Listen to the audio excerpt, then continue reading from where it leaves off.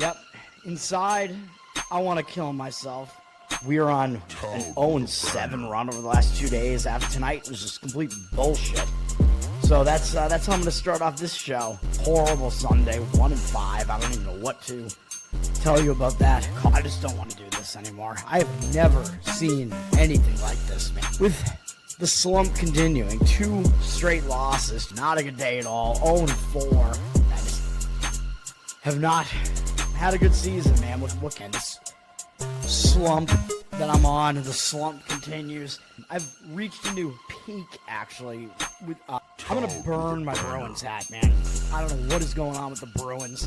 March 8th, is that what it is? I don't even know. It's March 9th, I think.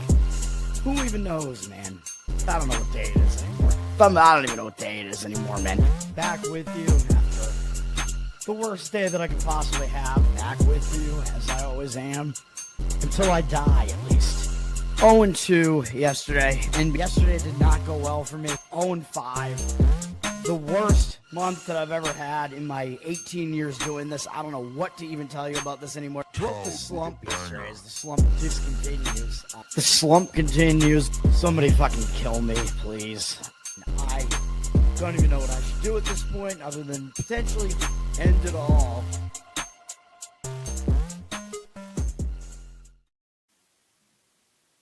What's up, everybody? It's Toad back with you with Toadstool Sports. It is Wednesday. Is that what it is? March 4th. I don't know, man. I don't know what day it is. As you can see on the intro, not a good day yesterday. 2-3. It was pretty much bullshit. We could have won every single game. TCU with an outright win was really nice in basketball. That was no sweat. Xavier looked like they have chances to win that game, man. I mean, they were winning decent portions of that game. Like, it was a close game for most of it, and then they fell apart at the end and couldn't do it. So, thanks a lot to them. Texas A&M was an easy win. They were pretty much in the driver's seat the whole game. That was a nice win. Ottawa, total fucking bullshit with Ottawa, even though if you look at the game statistically, they did get outplayed in the game statistically, but you're winning the game 4-2 in the third period, and then you're winning 4-3 with a minute and a half left in regulation. Yeah, you should probably put that game away, and you have them as the underdog. So at that point, it seems like it's pretty much the right side. They literally never trailed in the game until the losing score in overtime. So that's just fucking great. And then the Toronto Raptors looked like they had chances pretty much the entire game. They were within 4 points with 4 minutes to go in that game, and then they somehow lost by double digits, even though they had chances to win the game outright. For a lot of that game, it looked like they were just in that game for almost the entire game. I don't know what happened in the final couple of minutes of that game. We're going to move on to today. I can't even speak right now. My voice is fucked. I'm going to give out 2 basketball plays. I'm really close to wanting to give out 1 hockey play, but I guess I'm going to be selective and not do it. The market is completely disagreeing with one of my basketball plays, which I don't like at all. And then, maybe I'm not even being selective enough with my 2 basketball plays. I don't know. And then NBA, I'm going to skip. NBA is awful today. Just awful. All right. College basketball. We'll start with the regular season play here. I'm going to go down the board. I'm going to use the board to drive this because I'm going to separate this out from the conference tournament games. Creighton and Butler is the first game up, this is chronological as well. This is at 6 p.m. There are going to be some – actually, you know what? Should I do the conference tournament games first because they're in the – I don't know, man, because some of them are in the no, I won't because this show's not going to go until noon anyway. Some of the games are at noon, though. All right, Creighton at Butler. Butler's down for a 2.5-point favorite with juice to 2.5. Creighton's getting the money, 64% of the tickets, 75% of the cash on Creighton. This game is on Fox Sports 1 at 6 p.m. I don't want anything to do with this game. Creighton, they already played Butler once this year. They actually beat Butler at home by only 4 points, though.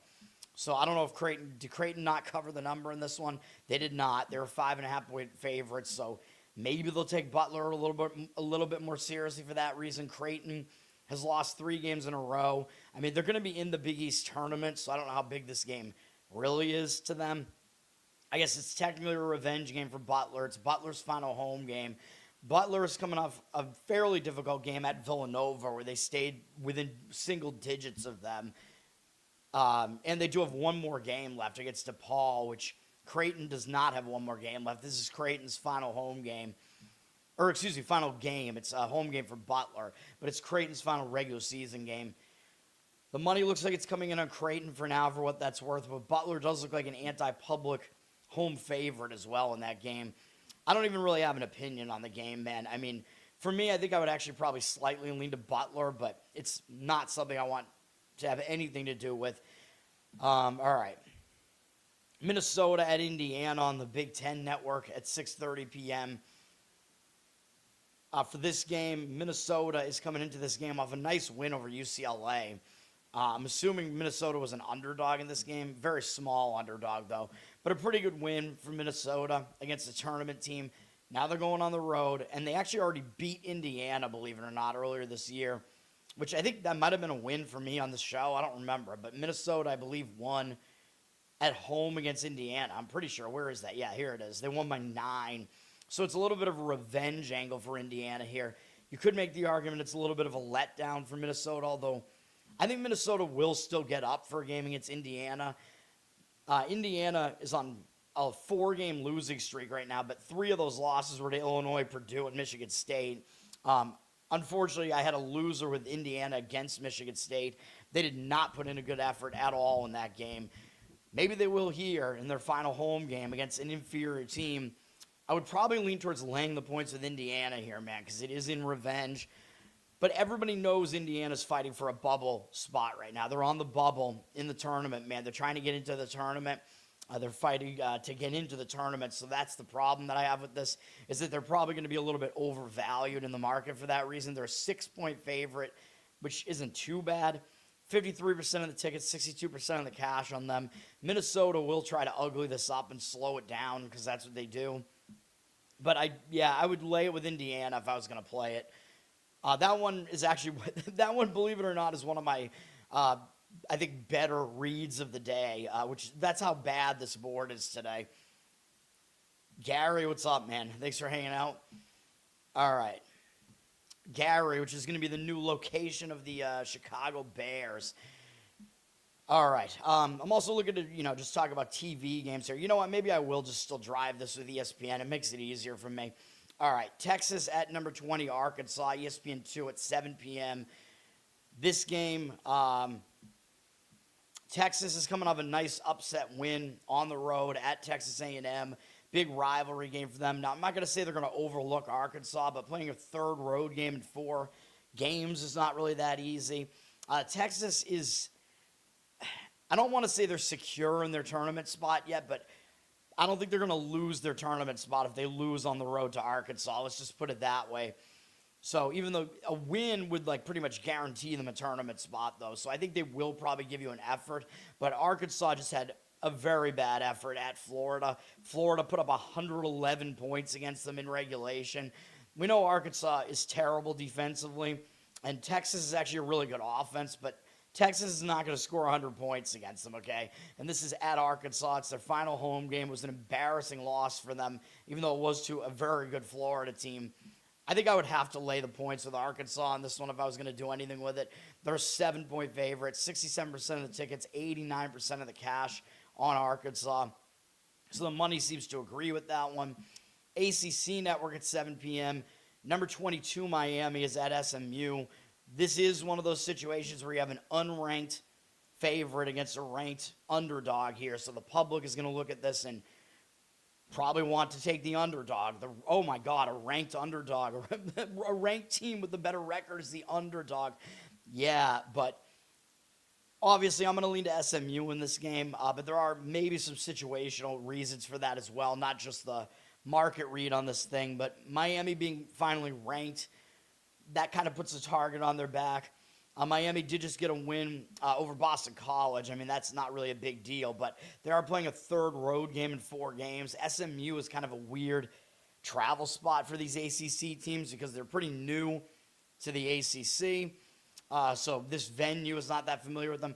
SMU is returning from the Pacific Coast, so I don't like these like time zone shifts, but it is their final home game. I think you pretty much know you're going to get an effort out of them against Miami. And SMU is much less secure in their tournament spot right now than Miami is. SMU's got to get a win here, man. If they get this win, they're probably going to be in the tournament. But a lot of times I don't love that, though. When you have a team that's in a position like that, sometimes they are overvalued. But in this case, I don't really think they are, because it's basically just you're trying to pick the winner, and you know that's what they're going to be motivated to do, is to win the game. They're a 1.5 point favorite here. 70% of the tickets, 88% of the cash on them. I would go SMU in this game. Money line is probably what I would do. Yes. Yeah, I agree. Dangerous game. I would go money line rather than laying the spread on that one, just so you're only asking SMU to win the game. And I talk about this in college basketball when you have a 1.5, or 2 point favorite, specifically in college basketball. It's actually more advantageous long-term to lay the money line. Although, of course, it depends on what number you're going to get on it, but usually you find a good price in the money line market on it.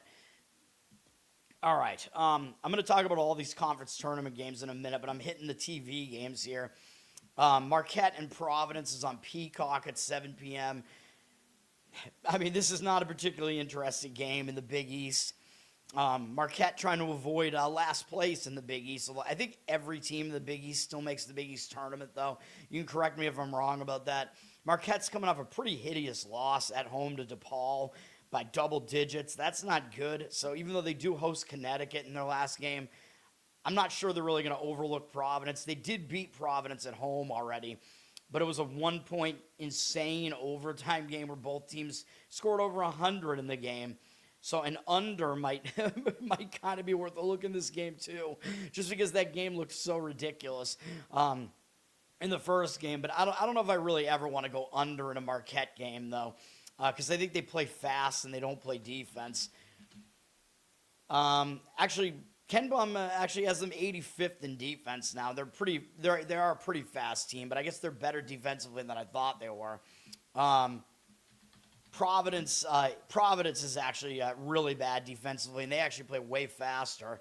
They're an unlucky team, though. But, yeah, I mean, yeah, I would not want to touch the total in this game anyway, though.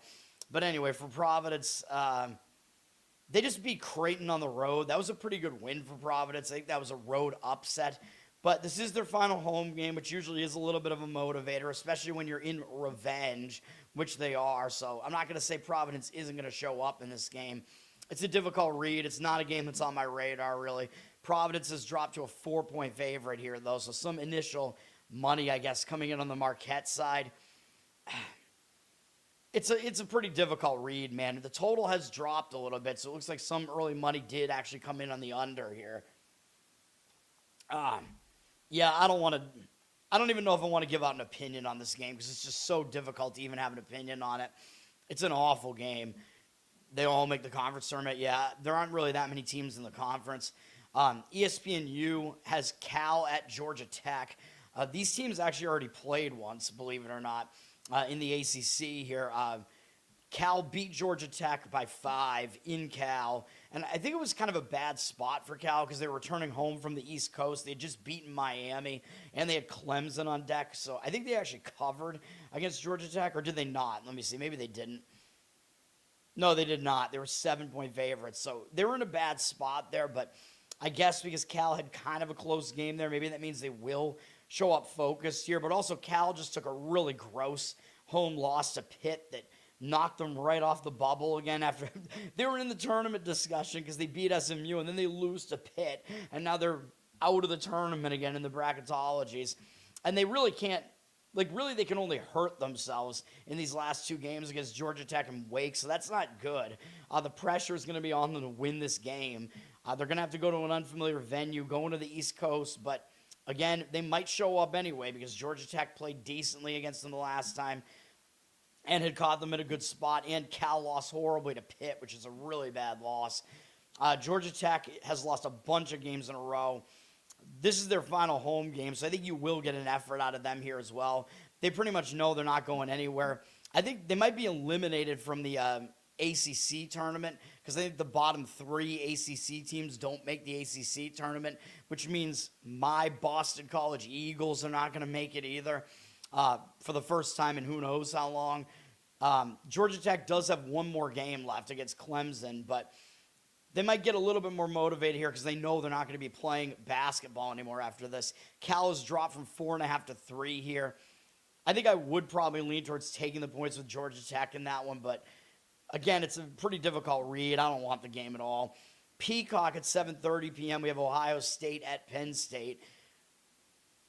My first read on this was, well, Ohio State is in a terrible spot here because they just pulled off a huge win against Purdue that put Ohio State right back into the bracketologies. I have them in my last 4 in right now. Now, they can't afford to lose to Penn State, of course, but they could be in a major letdown spot off of that win over Purdue, and they do have a bigger game on deck against Indiana, and they already beat Penn State, but they only beat them by 6 at home. So sometimes when a team has a close call like that and they're the much better team, they will actually take that team seriously the next time. But in this case, I would lean more towards this being a letdown spot for Ohio State because that was a monster win against Purdue.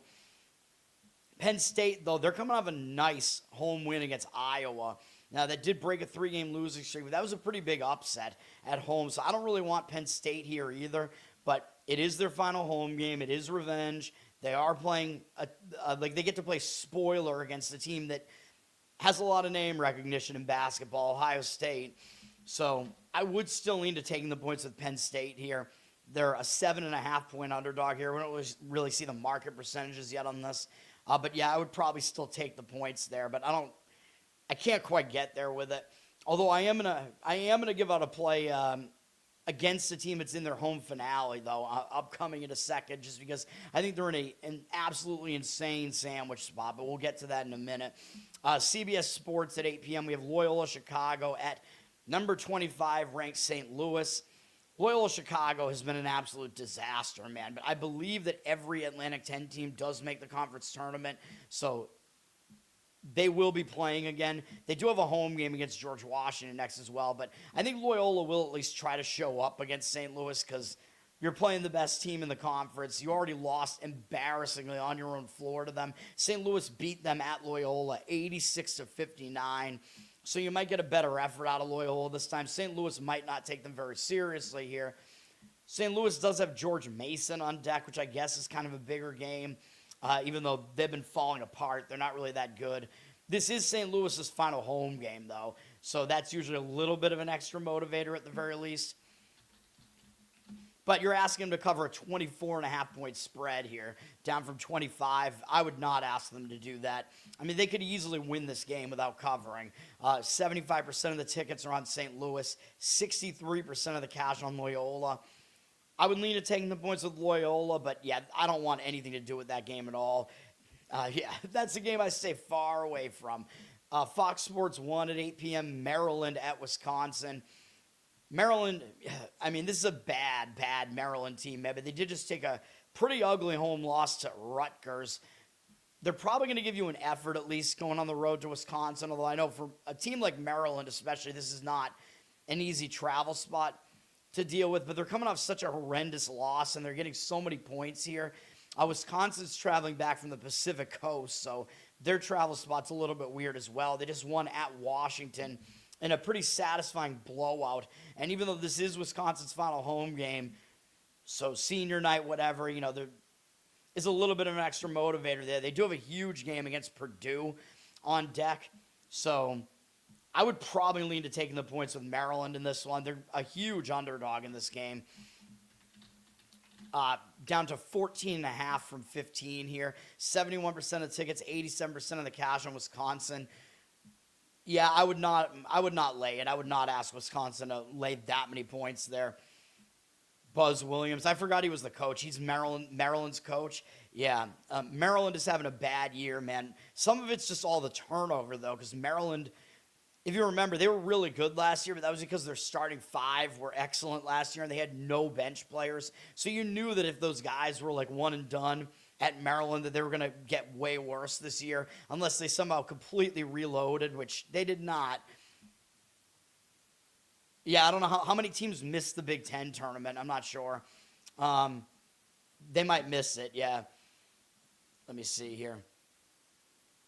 I don't know how many teams miss it, but yeah, the Crab 5. Yeah, and Queen, I know, is on the New Orleans Pelicans now. I don't even know where the rest of those guys wound up. Yeah, I think a few of these teams do fail to make the conference tournament, though. So I guess that's another motivator for Penn State. I guess they might be playing to avoid missing the conference tournament. If they're even alive, I don't even know. Villanova at DePaul. Usually I do know. I usually go look at this thing, but bottom 4. All right, yeah. I usually go look, but I just decided I didn't want to play these games anyway. Villanova is at DePaul here on Peacock at 8 p.m. Villanova just got absolutely spanked by St. John's in their last game. Very bad effort from Villanova, but they ran into probably a really angry St. John's team after one of the worst games that you'll ever see out of St. John's against UConn in the previous game. So they ran into a very focused St. John's team. I still thought Villanova was going to give a good effort in that one. That did not happen. They also, I guess, lost Matt Hodge to a torn ACL. So I don't know how important he is to the team, but he's going to be out for the rest of the season. But, you know, sometimes the team will step it up when they lose a player. But although I don't think he's that key of a player, he was averaging 9.2 points a game. Not to, you know, throw shade on the guy or anything, but I'm going to handicap this just in a normal way pretty much. Villanova did beat DePaul at home already, but they only beat them by 5. So, and coming off a horrible effort, I think they might actually show up for this game and give you an effort. Villanova is... They're going to be in the tournament, I would say. Like, I don't think they really have to worry about that, but I think you will get an effort out of them here. It is not DePaul's final home game, by the way, because they do host Butler in their next game. But I think they will get up for a game against the third best team in the Big East and a team that already beat them once. DePaul is pulling off 2 road upsets in a row, though. So maybe they'll run out of steam a little bit coming into this one. I think I would lean to Villanova because they are the better team, and it looks like a spot where you actually will get effort out of the better team, but they did drop from a 3-point favorite to a 2.5-point favorite here, and I think the public will be all over them, and it does look way too easy to play Villanova. I don't want to do it, obviously, but, you know, that would be a lean for me. Big Ten Network at 8:30 p.m. Number 15, Purdue. Man, they've fallen. At Northwestern. Purdue, they just keep losing these home games. You know, though Ken Baum still has them as the 7th best team in the country. They're really good on offense, but not so much on defense. This might be a spot where they finally bounce back, though. You know, they caught a super motivated Ohio State team. Purdue was coming off a big game against Michigan State. So I think they did get caught in a bad spot, and now maybe you'll get a better effort out of them here against Northwestern. These teams haven't played yet this year. Now, I've been saying all year, though, that Northwestern's not as bad as their record looks. They're really not that bad of a team. They did just win at home against Oregon, but they almost lost the game. And Northwestern was, believe it or not, I thought they were a big favorite here. They weren't as big as I thought, 3.5-point favorite. But it was still a pretty bad effort from them, but they were coming off a nice win at Indiana. Huge upset win, actually, and they had Purdue on deck. So they were pretty much in a sandwich spot in that game against Oregon. So they got caught in kind of a bad spot. Now they get their final home game against Purdue, which I think you will get an effort out of Northwestern here. So it's a difficult game to handicap because it looks like you're going to get effort out of both teams. Purdue is laying 10.5 on the road here, 73% of the tickets, 88% of the cash on them. It's a really difficult handicap, man, because a lot of times when you pretty much know you're going to get the better team focused, sometimes you do want to look towards that team, but Purdue being a slow-paced team, I don't know if I would want to lay double digits on the road with them, man, in Northwestern's final home game. Correct, yeah, that's right. Northwestern is trying to make sure that they make the Big Ten tournament still. That is correct.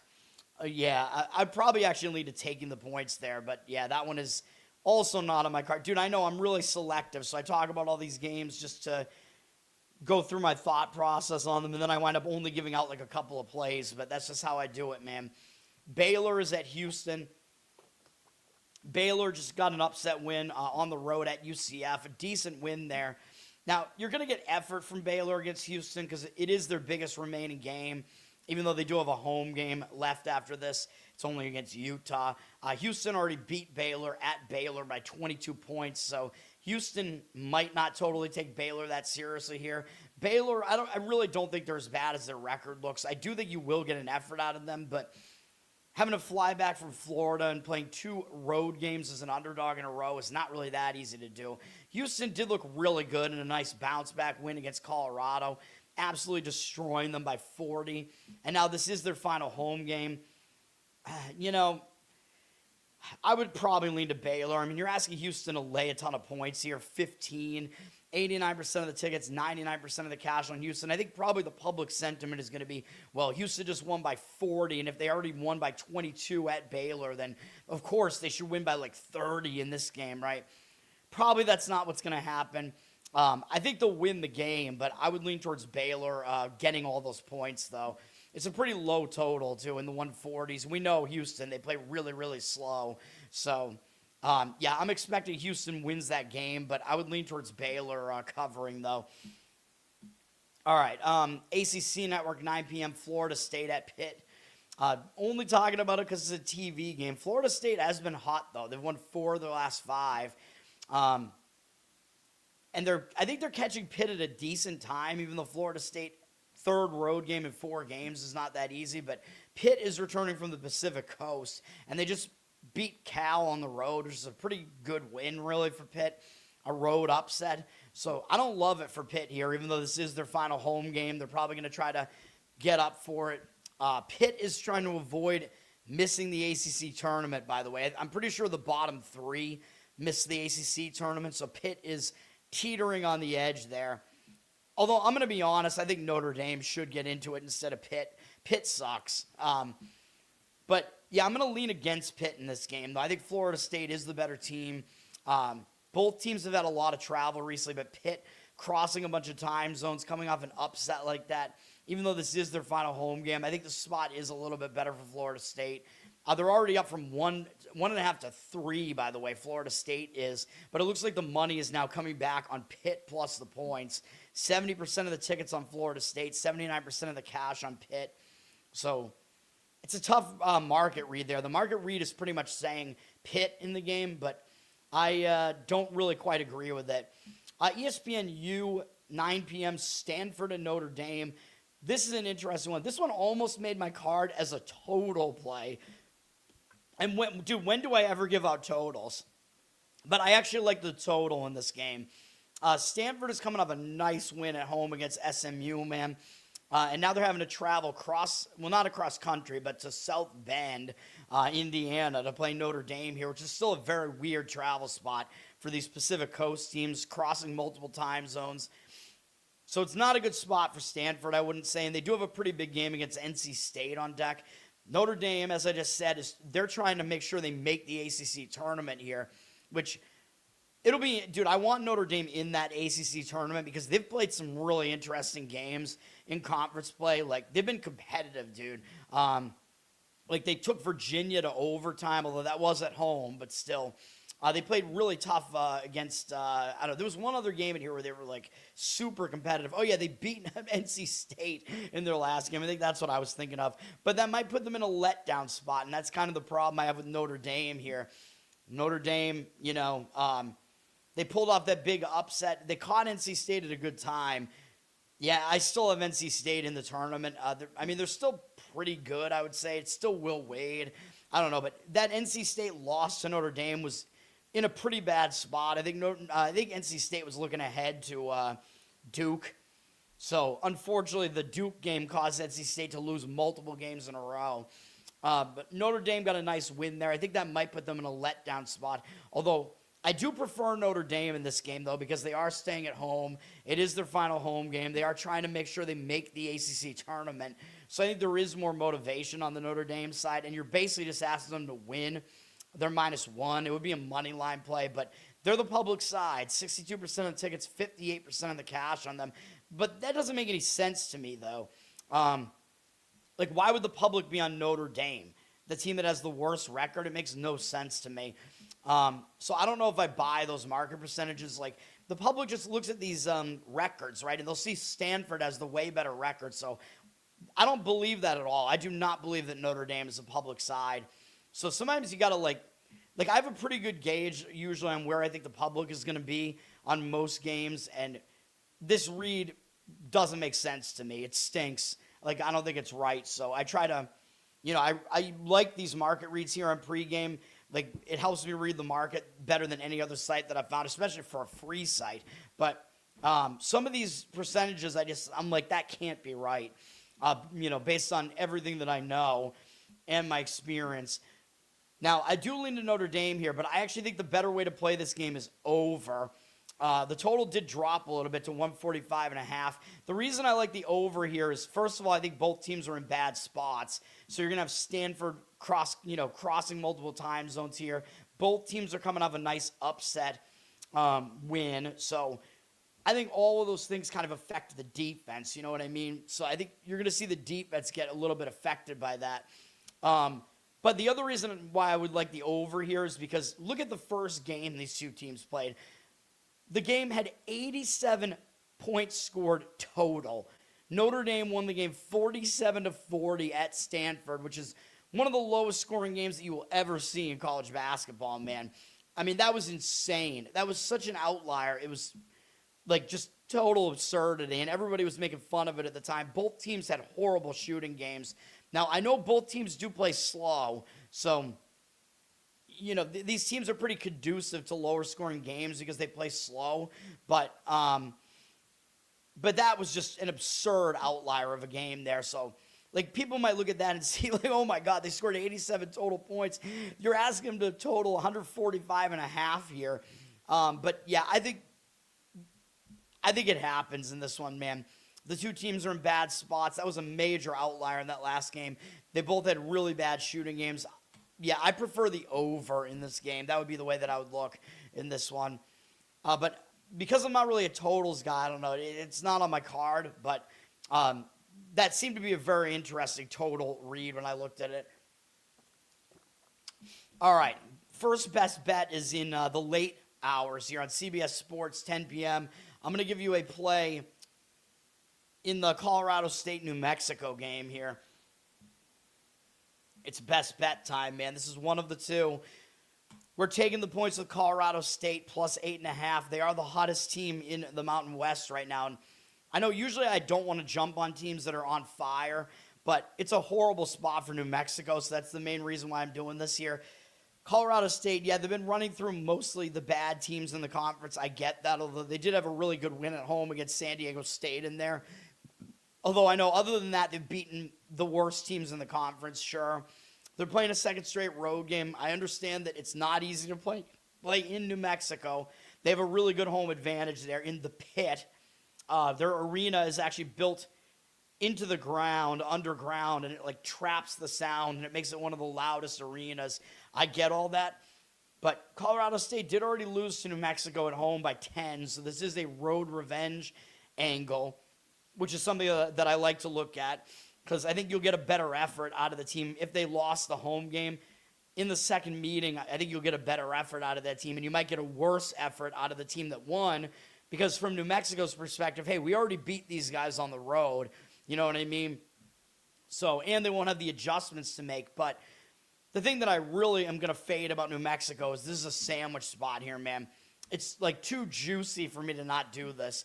Although I know it's New Mexico's final home game. I know you get up for those final home games. You want to give the crowd something to cheer about, whatever. But at this point, I think New Mexico's kind of starting to look ahead to the Mountain West tournament here, man. I know New Mexico needs to get wins because they're on the bubble. But I think that's going to overvalue them because they're on the tournament bubble. A lot of guys have them like in the first, like in the last four in right now. But look at the spot that they're in here, man. They just beat San Diego State, which was a huge win against another bubble team, and the team that's now right behind them in the Mountain West standings, and a team that's always near the top of the Mountain West. And then who do they have next to finish the season? They got a revenge game against Utah State, the best team in the conference, and the team that beat them by 20 points on their own floor. So, yeah, this is clearly a sandwich spot here, man. And playing against a team they already beat on the road, I like Colorado State here, man. I think Colorado State will absolutely give you an effort, and they're coming off a much lower effort game in their last game. They beat San Jose State. Who cares? So, yeah, I think they will give you an effort in this one, and they have the momentum coming into this. Colorado State will be one of my plays today. It looks like you can get 9 on this now. New Mexico up to 9. We see 50% of the tickets and 90% of the cash on Colorado State for now. I think the money will probably come in agreement with me on the Colorado State side here, but we will see. New Mexico might be kind of a public bailout play here. After the public loses money today, they might try to come in on that side. Garrett, yeah. Enjoy the North Carolina first round tournament exit. That's all I'll say about that. Notre Dame lost to Virginia. I could believe that they lost because Virginia is a better team than Notre Dame. But yeah, Notre Dame completely blew that game. The way that game was going, yeah, they had a big lead in that game. That's why I faded Notre Dame in the game after that, didn't I? Who did they play? Oh, yeah, that was a win for me. I gave you guys Syracuse in the next game after that. Yeah, that was a win that I gave out on the show. All right. It was a hangover spot for Notre Dame after that ridiculous game against Virginia. All right, USC at Washington on Big Ten Network at 10:30 p.m. We got to figure out what is USC going to do now that they don't have Baker Mazzara anymore. He has left the team, and that might be the end of his college career. I don't know. Now, I actually think it'll help USC, to be honest. I mean, it's not like they were playing well with him. They lost 5 games in a row. They basically fell out of the tournament picture. So, like, how much worse could they possibly get without him? Maybe he's like a chemistry problem. You know, maybe without him, they'll coalesce better as a team. You know what I mean? You might get an effort out of them here. Who knows? Because they know he's not there anymore. They're going to have to figure out their new roles and stuff. But I don't really see it as that much of a negative, man. And this is a USC team. I think they'll be motivated because nobody wants to lose this many games in a row. They're going on the road to Washington. They already lost to Washington at home, I believe. Yeah, they lost by 8 at home to Washington already. So we have a road revenge angle here. Washington is staying at home, though, and coming off a pretty ugly home loss to Wisconsin. And this is their final home game. So I don't really want to fade Washington in this spot either. But the money is coming in on USC. Washington's a 6-point favorite. 64% of tickets, 87% of the cash on USC. Now, the public, I would think, probably would want USC as opposed to Washington here. Like, why would they lay points with a below 500 Washington team here, right? But the odds makers are telling you Washington is actually the better team here, which I don't disagree with that. But I might lean towards taking the points with USC in this one just because I think the shakeup with Baker Mazzara leaving might actually help USC's mindset. It's a really, really tough game to handicap, though. Like, it's not a game that I would want to have money on. I don't know if I want to bet that yet until I see who their matchup is. But if they draw like if they draw a good like 12 seed or an 11 seed as their opponent, they might be in trouble. Like, seriously, like if it's like North Carolina against like, say the 11 seed they draw is like Auburn or something like that. If something like that happens and they get Auburn coming out of like the play-in round and Auburn has that momentum coming in there, yeah, I would be. That's a game where I would probably bet against North Carolina. If North Carolina winds up being a 5 seed and the 12 seed that they draw is like, I don't know, who's like the worst possible 12 seed they might get. I don't know, like if they get like Liberty or something like that, then I'm not going to do it. I would not play Liberty against them, if that makes sense. And because North Carolina is a blue blood, the committee might give them an easy game in the first game. So that's my concern with making that bet right now. I need to see who their opponent is. You know what I mean? But dude, I'm only biased towards like the numbers, right? Like I liked North Carolina in the tournament last year. You weren't watching my show last year, but I was pro North Carolina going into the tournament last year because everybody was saying they shouldn't be in at all, and then they absolutely manhandled San Diego State, and I think I gave that out as a play on this show in the play-in game. I was like, they're obviously going to beat San Diego State because North Carolina was that one team that everybody was like, they shouldn't be here. But then, unfortunately, I did bet them again against Ole Miss because I liked that spot a lot. North Carolina was the team that everybody thought didn't belong at all. and they still didn't like them even after beating San Diego State, and they had the momentum. I like playing on those play-in teams after they win the first game. I think they have like a momentum advantage, you know what I mean? Which I'm going to talk about that in my other play I'm going to give out today in a second, because we got to talk about all these conference tournament games here, man. I'm going to try to hit them all. Let's see if we can do it here. I only have a play on one of them, though, and the market doesn't even agree with me on it. But a lot of these games are really, really, really difficult to handicap, man. I try to be, like, pretty selective with these conference tournaments. I usually have more there are better situational angles in the bigger conference tournaments, let's just say, because there are more motivational disparities. The thing about these small conferences is it makes it cleaner in a way because you know every team is trying to win because they all know that they have to win the conference tournament to get into the tournament. So every team pretty much has the same motivation. But in the big conference tournaments, that's not really the case because you wind up with teams that are already like locked into whatever seed they're going to be in the tournament, and they're going to be playing against a team that like needs to win the tournament to even get into the tournament. You know what I mean? So that's why in those big conferences, a lot of times you'll see unexpected teams make runs and stuff like that. All right, the first game up, we'll talk Atlantic Sun first. Jacksonville at Bellarmine, or not at Bellarmine, Jacksonville versus Bellarmine. The game is actually in Jacksonville, Florida, so obviously Jacksonville has a location edge here, playing in their home city. So that is something to keep in mind. And Jacksonville already lost to Bellarmine at home, by the way, so I guess being at home wasn't a location edge for them. Now, I don't believe this is not at their home arena. Like, they don't get that much of a home advantage here. They're at, the game's actually at North Florida,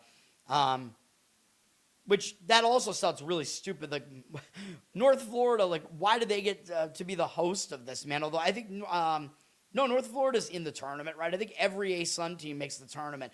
I don't know. It's very, very odd to me that the game gets to be played at North Florida. Wait, what? No, that doesn't make sense either. Wait, what am I thinking? No, I think these games are, hold on. I think these games are actually hosted by the home team. My mistake. No, they're not. They're all at North Florida. I'm very confused right now.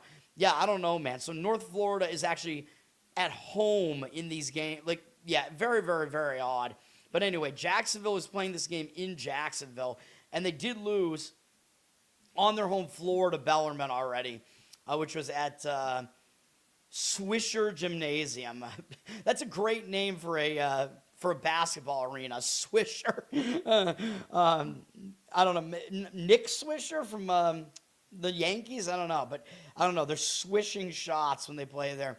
Anyway, Jacksonville does have a location edge here, and they have a little bit of an edge in that they lost to Bellarmine, so they might be able to pull off something here, man, because the only time they played Bellarmine, they lost. So they might have a little bit of a revenge motive here. Not really revenge, because both teams are going to be motivated, but they might have the adjustments to make against Bellarmine, if that makes sense. Now, Bellarmine is a tricky team because they're, like, really high variance. They're a horrible defense. They're the worst defense in all of Division I, but they can score pretty well. But they also play slow, so they're a weird combo. They have played some really nice games against some of the best teams in the conference. Like, I believe, yeah, they beat Central Arkansas, they beat Queens, and they beat Austin Peay to finish the season. But remember, Austin Peay had nothing to play. Well, Austin Peay, no, I think they did have something to play for, because I think they were still fighting for the 1 seed, and they wound up not getting the 1 seed. But Austin Peay was coming up that huge game against Central Arkansas, so I gave you guys Bellarmine in that game against Austin Peay. But the fact that that was Bellarmine's last game that they played, and they put up 111 points against the best team in the conference and beat them, yeah, that makes me worry about Bellarmine coming into this one, man. And the fact that it's in Jacksonville, and the fact that, Jacksonville's kind of in revenge here. The money's coming in on Bellarmine. They're up from 1 to 1.5 here. 76% of tickets, 95% of the cash on them. I mean, I could certainly see Bellarmine still winning this game because they're like the giant killers in the conference this year. But I kind of lean towards Jacksonville in this one, man. Very, very, it's not a huge lean for me, but I kind of like Jacksonville there. She squealed. What's up, man? I gave out Colorado State plus the points already, but I'm being extremely selective today. Colorado State is one of my plays, and then I have one more play that I haven't gotten to yet, which will be, I think, one of the evening games. They're both evening games, and I think my other game is in the evening somewhere. Yeah, my other game I'm not going to get to for a bit here. All right, also in the A-Sun, these are afternoon games here. North Alabama is at Florida Gulf Coast. This is a weird game because North Alabama actually beat Florida Gulf Coast. I believe they beat them. No, they lost them twice. My mistake. I was going to say, wait a minute, what? Because there were a couple of games today where the better team lost both matchups. In this case, the better team won both. Florida Gulf Coast beat North Alabama twice already, and they are the better team. But I guess the question then is, does North Alabama, are they going to be able to get up for this game, and make some adjustments here? Maybe Florida Gulf Coast won't take them totally seriously because Florida Gulf Coast beat North Alabama twice already.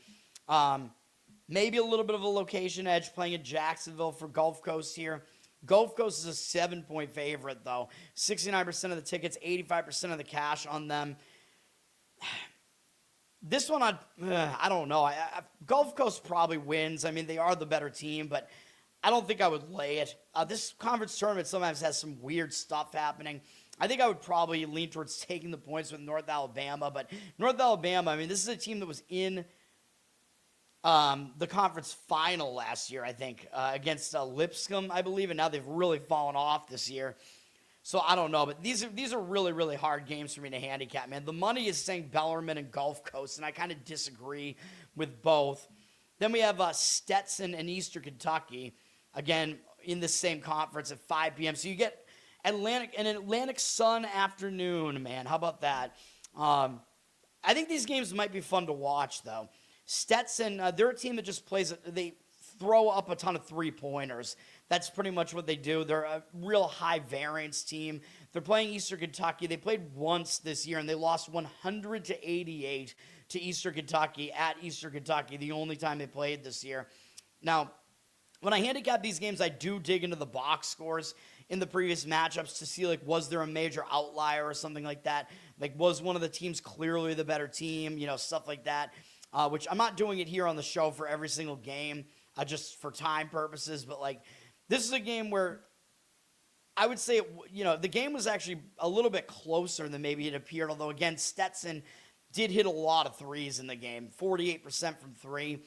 So, based on that, they actually probably should they shouldn't have lost by that much, but three-pointers are high variance, man. They shot higher than their average from three. And Eastern Kentucky actually throws up a lot of three-pointers as well. But Eastern Kentucky, based on the rebound battle there, which is the most predictive metric, they didn't win that game by as much as the score makes it look based on some of those stats. Now, Stetson is a Florida team, so they do get to play this game in Florida. Don't really know how much that matters. Maybe they do show up for this, though. Maybe they, are able to actually, make some adjustments, after losing the first game to Eastern Kentucky. Eastern Kentucky did finish the season with a pretty close game against Lipscomb, who is still one of the better teams in the conference. I probably agree with the market in this one. I think I would take the points with Stetson here. This is a really high-variance game, though, again, so it's really going to depend on Stetson, how well they're shooting their threes. But I think it also that's the case for Eastern Kentucky as well. Both teams take a lot of threes. Eastern Kentucky down from 4.5 to 4. 57% of tickets, 74% of the cash on Stetson. So the money is coming in on the Stetson side. I'll slightly agree with that. So, hey, there you go. I actually agree with the market on one of them. And then the final Atlantic Sun game is North Florida and West Georgia at 7:30. So that game is that's the one game that's not an isolated game. It's the one game that has to compete with all the other games. And it just so happens it's probably the ugliest of all of them, and they probably scheduled it like that for a reason. Oh, let's put the two worst teams that are in the conference tournament, let's have them go at 7:30 p.m. or whatever. Actually, West Georgia's not as bad as a couple of those other teams. North Florida is quite bad, but like I said, this game is actually at North Florida's home arena, which is really ridiculous. Like, why would you give like the 10 seed or whatever in your conference a home advantage? It seems so stupid. I hate when conferences do that, man. Although at least North Florida is really not going to be that much of a threat to, I don't think they're going to be a threat to really make a huge run in this conference tournament. They're just not that good. But they're playing West Georgia here. They did just beat West Georgia on the road in their last game, though. And they actually lost at home. So the two regular season matchups, the road team won both games. So West Georgia is kind of the road team here. So maybe West Georgia, maybe that means there'll be another zigzag here, because the most recent game was North Florida winning on the road at West Georgia. Maybe West Georgia bounces back here and gets the win. West Georgia has a little bit of momentum here. They won their last couple of games. The last game wasn't against a good team. It was against North Alabama. West Georgia is down from 3.5 to 2.5 here, though the money is fading them. 67% of the tickets and only 55% of the cash on them. I'll probably agree. I mean, North Florida is playing on their home floor, and I know the road team won both matchups here. I know it would be a zigzag opportunity for West Georgia here, but some of that I think gets thrown out a little bit when you're talking about the fact that both teams are going to be motivated.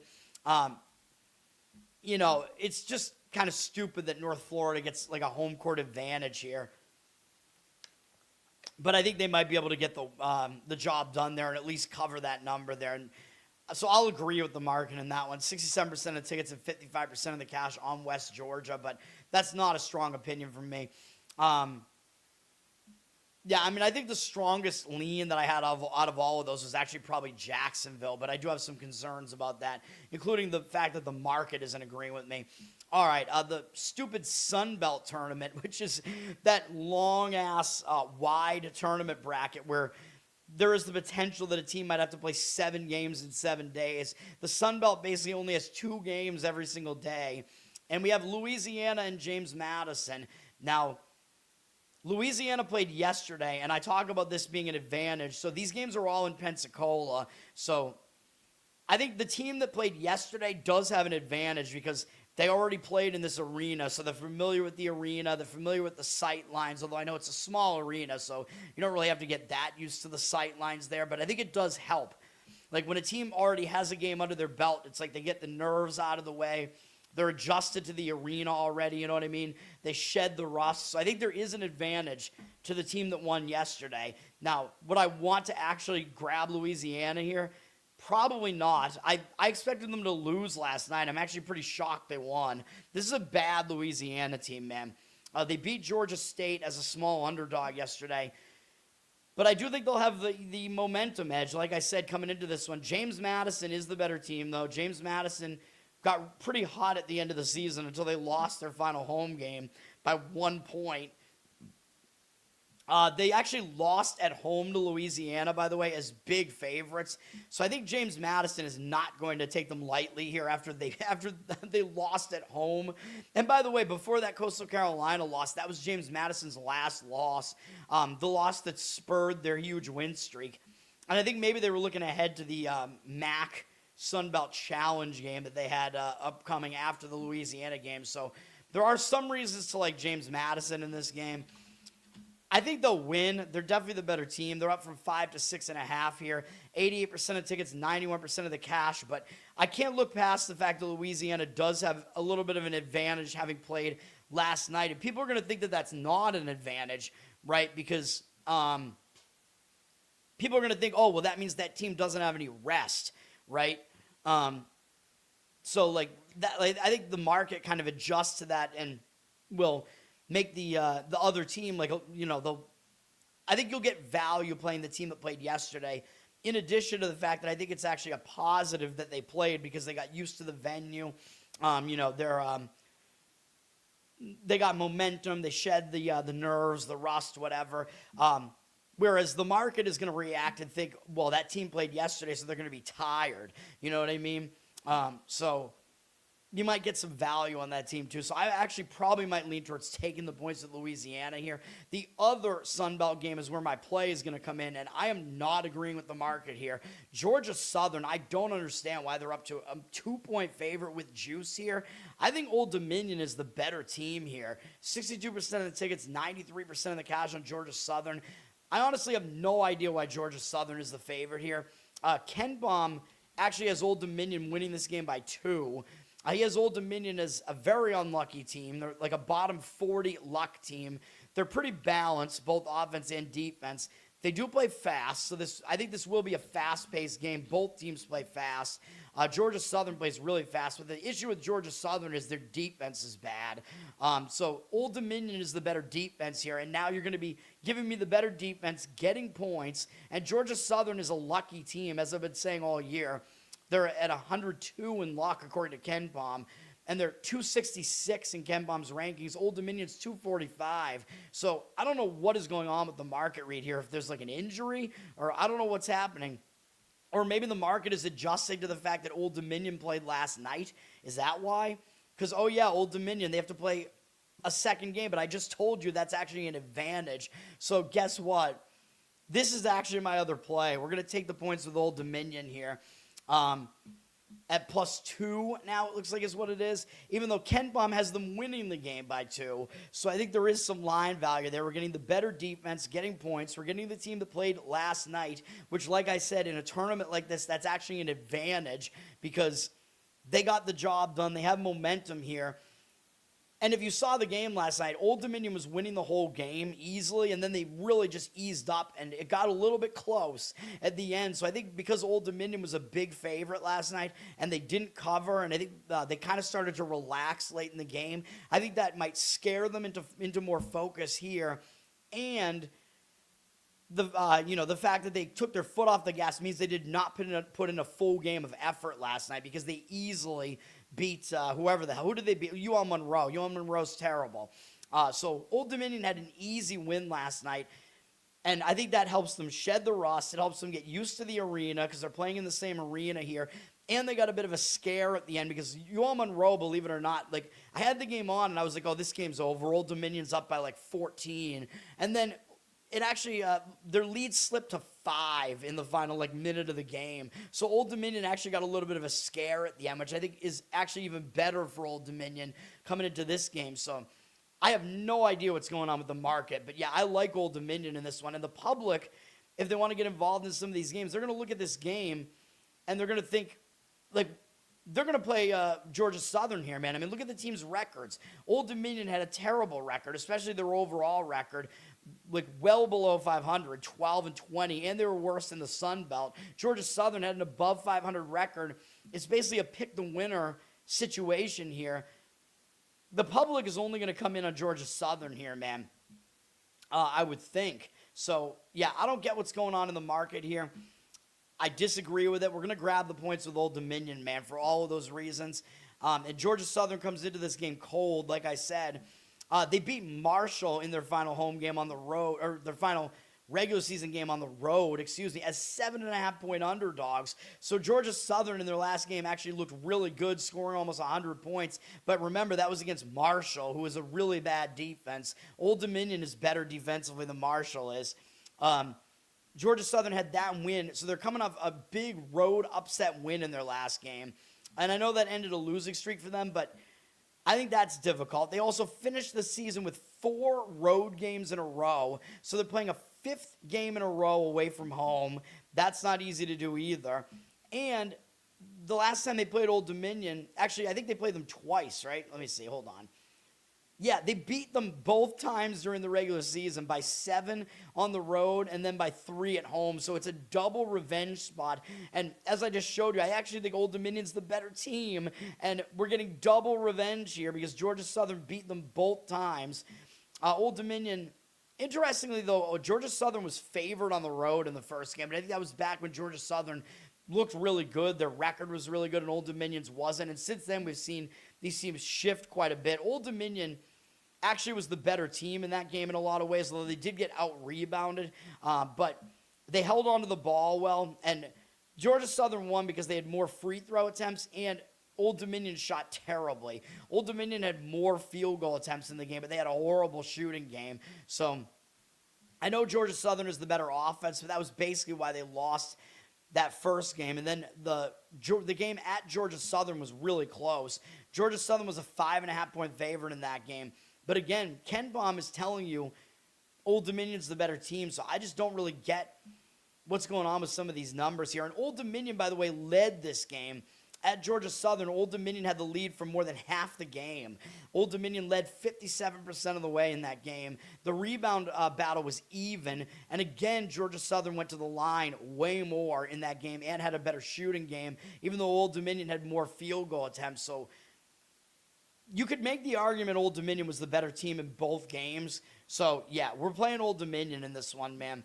And that is my second of the two plays there. All right. Let's talk about the rest of the conference tournament games here, and then I'll go to we have to do NHL and NBA here, too. All right. We got to talk about what's next. Ohio Valley, I guess. Starting with Eastern Illinois and SIU Edwardsville. These games are all in Evansville, Indiana, not to be confused with Edwardsville, Illinois, which is where SIU Edwardsville is. So this is a neutral location.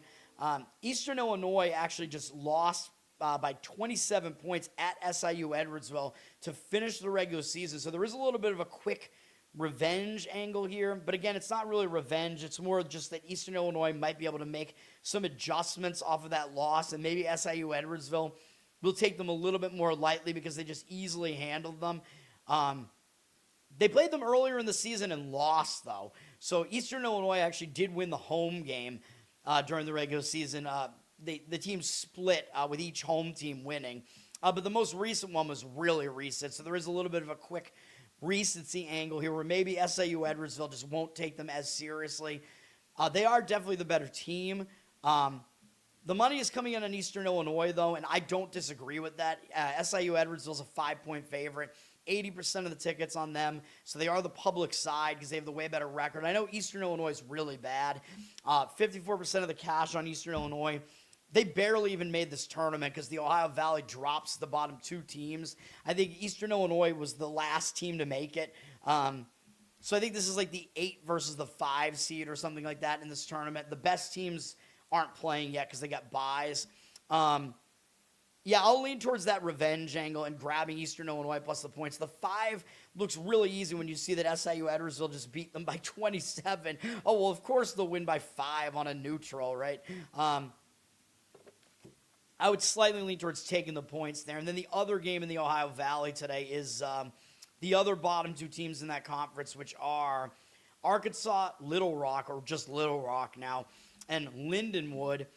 Lindenwood is the better team. This is all these games are on that neutral location in Evansville, by the way. Little Rock is usually pretty good in this conference, or I think they were in a different conference up until somewhat recently. They haven't had a good season, though. But they did start turning it around a little bit towards the end of the season. They played a couple of competitive games against some of the best teams in the conference, so Little Rock is starting to play better. The last time they played Lindenwood, they lost at home. And they actually won on the road. So interestingly enough, the road team won both regular season. The road team won each of the regular season matchups here, and the road team split 1-1. The team split 1-1 with the road team winning each game, I should say. So that's interesting. But if you go with kind of the zigzag approach, Little Rock lost at home in the last game, so maybe they will be the team to make some adjustments here. Lindenwood is pretty new to Division I still, so they're not.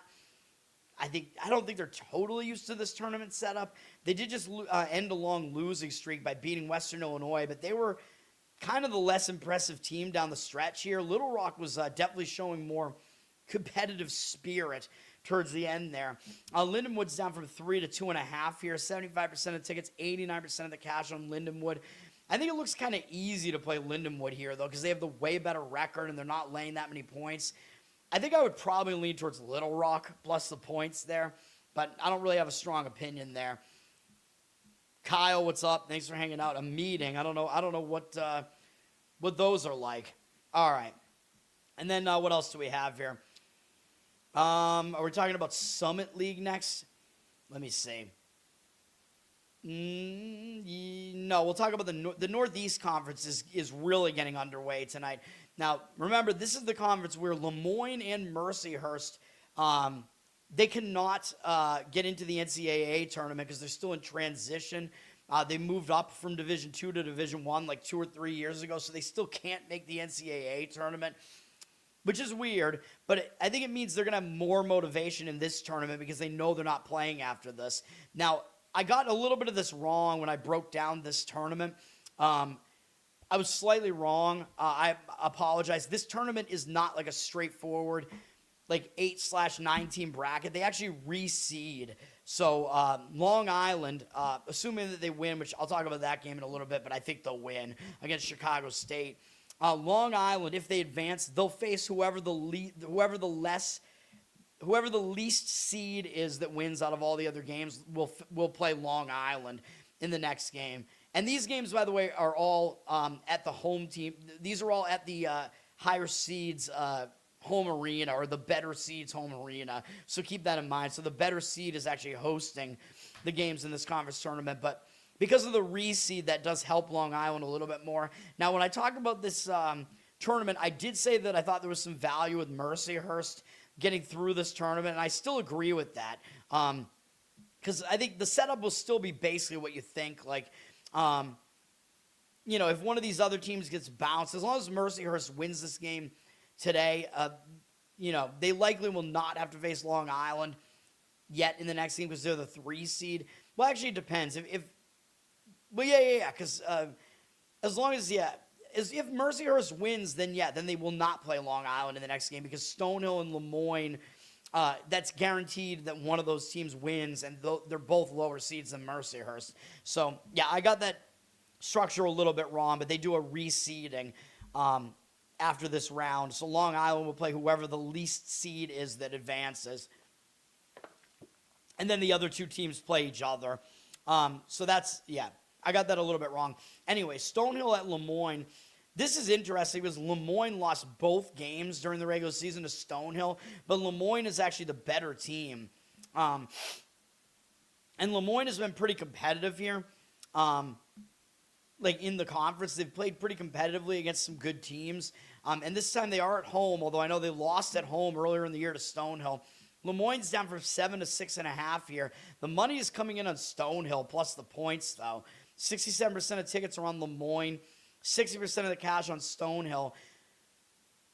Now, I don't really disagree with Stonehill, but it's only because I think the number's too high. That's just what I think.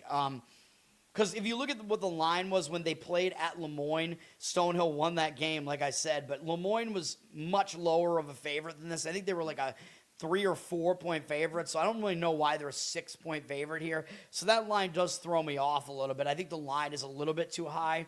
But Lemoyne, having lost both games during the regular season, man, seems like that will be it will be a situation where I think they will make adjustments here.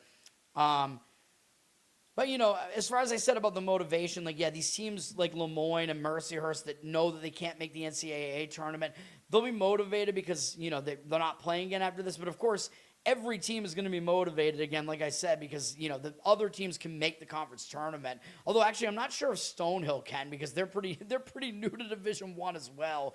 This conference is crazy, man. All right. All these games are at 7 p.m., by the way. And then Fairleigh Dickinson is at Mercyhurst. This is also a situation where the lesser team, Fairleigh Dickinson, actually won both regular season matchups, which is crazy. I kind of dug into it, and there were some arguments to be made that Mercyhurst was the better team, but they got out-rebounded in both games. That was kind of the problem. In the game at Fairleigh Dickinson most recently, Mercyhurst had the lead for more of the game, but Fairleigh Dickinson just went to the line way more, but they did also have way more rebounds. So that would be my worry with Mercyhurst is they can't rebound. So they did get dominated on the boards by FDU both times, which sounds crazy because FDU is usually not good in that department. But I still think Mercyhurst is the better team and probably makes the adjustments, and they are at home. And their home game, by the way, they were like a 5 or 6 point favorite, and now they're only 4.5. So I think there might actually be line value on Mercyhurst. So where I think the line is too high on Lemoyne, I actually probably would lay it with Mercyhurst in this one. That's probably the way I would lean. 60% of the tickets on them, though, and 76% of the cash on FDU. Now, one thing I will point out, though, about Lemoyne and Mercyhurst is those teams, they're not experienced programs at dealing with the conference tournament.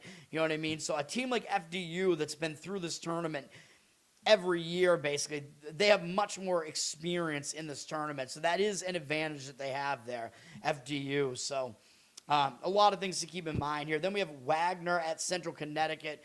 So Stonehill Lemoyne is the 4-5 matchup. Fairleigh Dickinson Mercyhurst is the 3-6. Wagner Central Connecticut is the 2-7 game. Wagner, I believe, lost both games to Central Connecticut, but they are the lesser team as well. Let me see. Yeah, they did lose both regular season matchups. Wagner finished the season pretty hot with 4 wins in a row, though. Central Connecticut, I don't think they're as good as their record looks, as I pointed out, but they finished on a hot note as well. They won 8 of their last 9 games. Oddly, their only loss was to Chicago State, which is really weird. Maybe they won't take Wagner totally seriously, though, because they did already beat them twice, but the money is coming in on Central Connecticut. Do I think they're going to lose the game? Probably not. And Central Connecticut, remember, the last time that program was in this conference tournament, they lost as a huge favorite at home on their home floor where they are tonight. Last year, they were a big favorite in the conference final, and they lost to St. Francis. So they probably remember that and might want to show up for that reason, maybe. 80% of the tickets, 87% of the cash on Central Connecticut. I'd still probably lean towards taking the points with Wagner, though. I mean, this conference just plays a lot of ugly, low-scoring games, remember. It really is ugly to lay points in this conference. And then probably the ugliest game is Chicago State at Long Island. I mean, this is the biggest gap between teams. Long Island's been the best team in this conference like all year. They're an 11.5-point favorite. 90% of tickets, 98% of the cash on them. They are at home here. I don't think I'd want to lay the 11.5, though. I think I probably would lean towards taking the points. Just, it is a ton of points to lay. Like, do I think Long Island's going to lose? No, I don't. I think they should win pretty easily, to be honest. But asking a team to lay points like that in a conference like this is just, that's not really in my repertoire, let's say. Now, Long Island against Chicago State during the regular season, they won at Chicago State in a blowout, and then the most recent time they played, they beat them pretty handily both times. They actually covered this number both times, but because they just played them 2 games before the end of the regular season and beat them by 17, maybe there is a little bit of maybe there's a little bit of an aspect to this where they just don't take Chicago State as seriously as maybe they should. Chicago State, usually a horrible team, has actually been at least a little bit more competitive than you would expect. But I think they're also new to this conference. I don't know why Chicago State is in the Northeast Conference when they are indeed in Chicago. So I don't know. I don't know why that's the case. And now they have to go over to Long Island. Long Island plays in Brooklyn, which is technically on Long Island. All right. Then we got some Horizon action here. The Horizon begins as well. God, there are a lot of conference games to talk about here.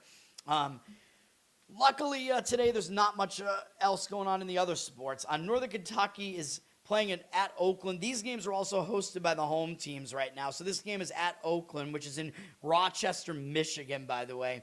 At the OU Credit Union Arena, which is the Oakland Arena is the O-Rena. It makes it sound Irish. But yes, a lot of people don't realize Oakland is in Oakland, Michigan, or Rochester, Michigan, which is close to Detroit. But anyway, Northern Kentucky, I talk about how Northern Kentucky could be a dark horse in this tournament because they're not that bad of a team in this conference. They did just finish the season with a really close game against Wright State, though, who is the 1 seed. So I don't know how much they're going to have left in the tank after that because that was a big game, although they have had some time off to get ready for this. They lost both games to Oakland during the regular season, though, and I looked at those box scores, and Oakland was the better team in both games, and they indeed are the better team. Oakland comes into this off a pretty ugly closing game against Detroit Mercy. I know Detroit Mercy's the 3 seed in this tournament, but they're not that good. So Oakland, I mean, like I mentioned in my bracket, my conference tournament breakdown, they do have the way more experienced coach here. Oakland has, I forget what his name is, and he's the most like experienced coach in this entire tournament. He's been at Oakland, I think, for a long, long time. And I think he was the coach when they won that tournament game against Kentucky a couple years ago with Jack Golke hitting all those threes. Oakland's a 2.5-point favorite here. They got 62% of tickets, 63% of the cash on them. I would probably lean towards Oakland. I think they will get the win here. And I did mention them as being the value play to get through this conference tournament, but we will see. I do think they're one of the better teams in the conference. Like, I think they're second or third best. I think they're better than Detroit. I think they're probably only slightly worse than Wright State and Robert Morris in this conference.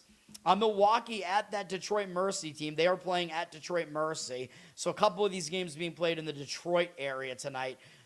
So if you're in Detroit, you got to choose which one of those games you want to go to. I would go to the Northern Kentucky Oakland game if it was me. I think you're watching two better basketball teams in that game if you go to that one. Milwaukee finished the season, with a win over Youngstown, which isn't too bad. I don't know that they're that great of a team, though. They lost both games to Detroit Mercy, and both were pretty recent. They played them both close to the end of the season, but maybe Detroit Mercy won't take Milwaukee that seriously. And, I don't think Detroit Mercy is really that good of a team. They finished really hot, though, so they did get hot at the right time. They won 5 of their last 6 games. So they finished the season by winning on the road at Oakland, which was a nice big road upset for them. There might be a little bit of a letdown component to this. Maybe they don't take Milwaukee as seriously as they should, given that they beat them twice. It looks interesting that they're only a 2-point favorite in a 3-6 matchup here. And people are going to look and see Detroit as the way better record here and probably want to go with Detroit here. But things aren't that easy, man. It looks too easy to me. So I think I would lean towards Milwaukee in this one, plus the points.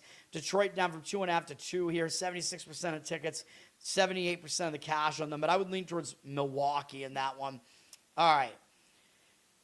Youngstown and Robert Morris. This game will be at Robert Morris, which is in Moon Township, Pennsylvania, which I think is somewhere near Pittsburgh, if I'm not mistaken. Youngstown comes into this game losing their last 2 games of the regular season, both on the road. They lost at home to Robert Morris the last time they played them. In fact, they lost both games, but they actually took Robert Morris to overtime on the road the first time. So they were reasonably competitive against Robert Morris both times. The other game they lost by 6.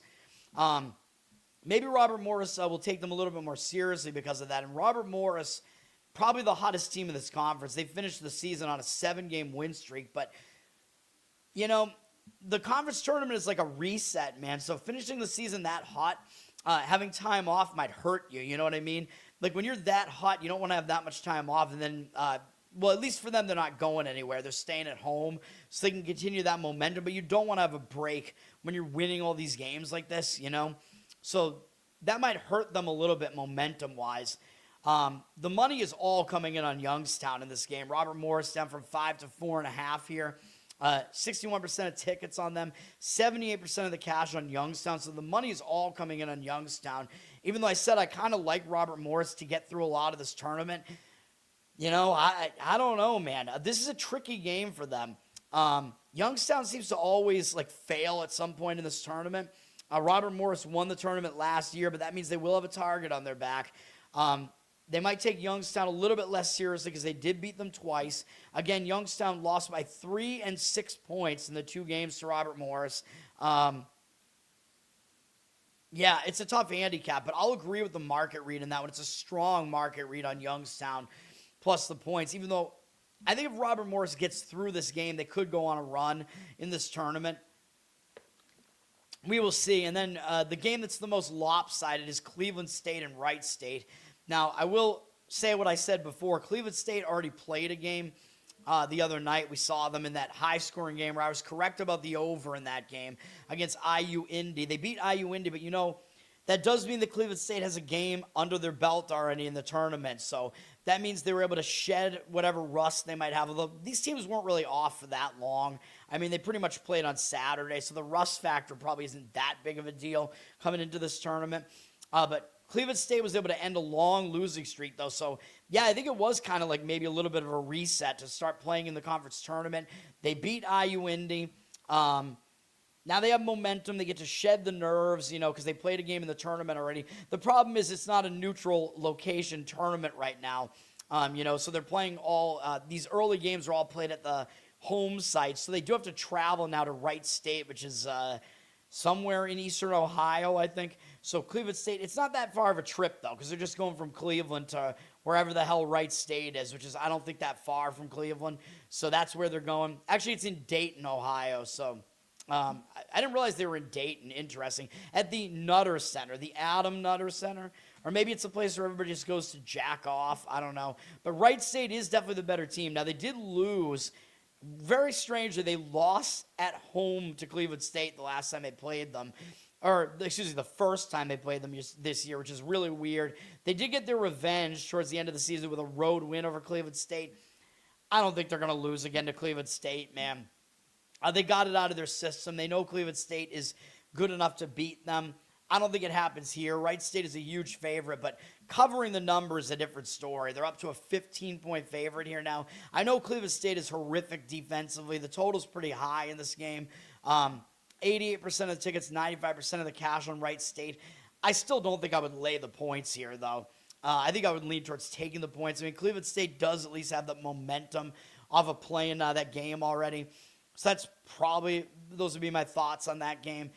And then I think we have two more conference tournaments to talk about where, we have two more that are single games in these conference tournaments to kick off the conference tournament. We have basically the play-in game in the Big South between Gardner-Webb and South Carolina Upstate. Horrible, horrible game at 7:30 p.m. This will be in a neutral location. The whole tournament is being played in Johnson City, Tennessee. I don't even know where Gardner-Webb is, to be honest. I know South Carolina Upstate is in Spartanburg, South Carolina, which I think is, because it's upstate, I'm pretty sure it's in like the northwest area of South Carolina, I'm pretty sure. And they're called the Spartans because I think it's Spartanburg, which is, I think, are they the Spartans or the Trojans? Yeah, they're the Spartans, I think because they're in Spartanburg. Anyway. These teams played each other in the last game of the regular season, and oddly enough, it was revenge for South Carolina Upstate. Gardner-Webb is a terrible team this year, man. They are god-awful. They're like a bottom 5 team in KenPom in the entire country, but their one conference win was actually against South Carolina Upstate. They actually beat South Carolina Upstate at home by 2 points, so I think that probably embarrassed South Carolina Upstate. So they did get the revenge, but they actually didn't cover. They only won by 10 at home in their last game. So, maybe Gardner-Webb does have something in them in this game. I mean, stranger things have happened than, Gardner-Webb putting up a fight in this game and maybe being able to cover against a USC Upstate team. It's still not that good. Do I think they're going to win? Yes, I do think they'll win, USC Upstate. They're up from a 10-point favorite to an 11-point favorite here, 11.5. I might actually lean towards taking the points with Gardner-Webb, though. I know how bad they are, but they did cover the number both times against USC Upstate this year, and at some point, you got to put some weight into that. And it's not like USC Upstate is a great team. No, in fact, they're the second worst team in this conference. So, take from that what you want to. There is just a huge gap there, though. Gardner-Webb is absolutely atrocious this year. But that's going to be a horrible, horrible game. And the winner of that game will then have to play High Point. And then we have the opening game in the Summit because that's a 9-team tournament as well. Pretty much just as bad. This game will be a neutral site in Sioux Falls, South Dakota, which I don't know if either team has much of an advantage there. Between Kansas City, the Roos, one of the worst team names ever. All those Kangaroos in Kansas City, up against Oral Roberts, who are in Tulsa, Oklahoma. The Golden Eagles, a bit of a better, at least that's a better team name, even though it's kind of generic. Oral Roberts is the better team here, though. Kansas City is absolutely abysmal. They are the worst team in the Summit for sure, just like Gardner-Webb, although I think they're a little bit better than Gardner-Webb. They only had one win in the Summit this year, and I believe it was not actually against Oral Roberts. It was against Omaha, believe it or not, on the road. So very, very strange, random win for Kansas City, but In fact, they actually lost to Oral Roberts both games, including losing at home by 24 in their final home game. And that was the last game they played. So there is a little bit of a zigzag component to this, man, where maybe Kansas City will make the adjustments here. Maybe Oral Roberts just won't take them that seriously. I mean, Oral Roberts is not a great team. And maybe having a little bit of extra time off will hurt the momentum for Oral Roberts because they finished on a 3-game win streak, believe it or not. And Kansas City finished on an insane losing streak because they haven't won since that game against Omaha. But I think because Oral Roberts beat them by 24 here, I think maybe Oral Roberts actually won't take them that seriously here. I would probably take the points with Kansas City. Oral Roberts is up to an 8.5-point favorite here. 80% of the tickets and only 77% of the cash on them.